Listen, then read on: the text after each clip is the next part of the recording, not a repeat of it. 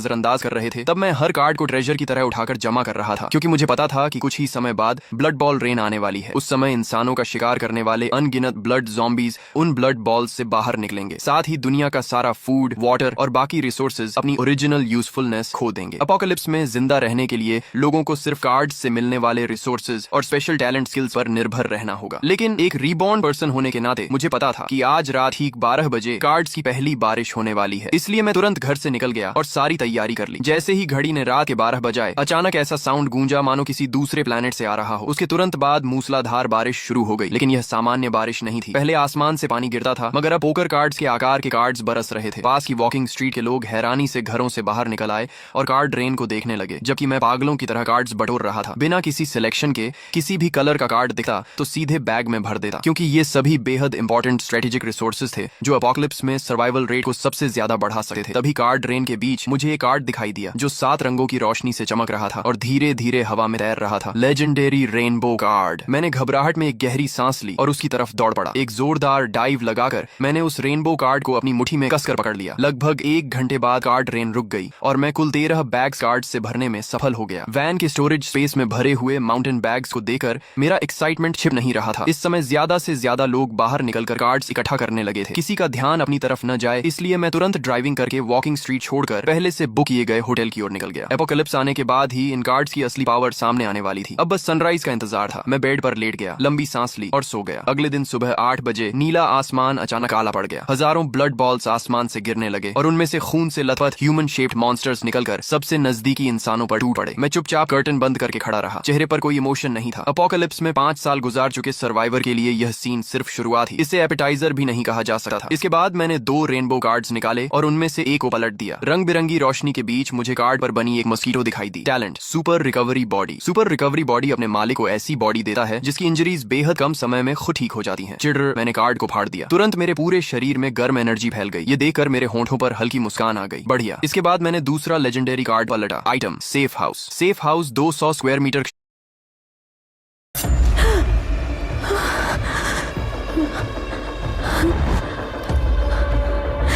उस औरत ने अपनी विला के अंदर ट्रक भरकर अजगर छोड़ दिए। फिर उसने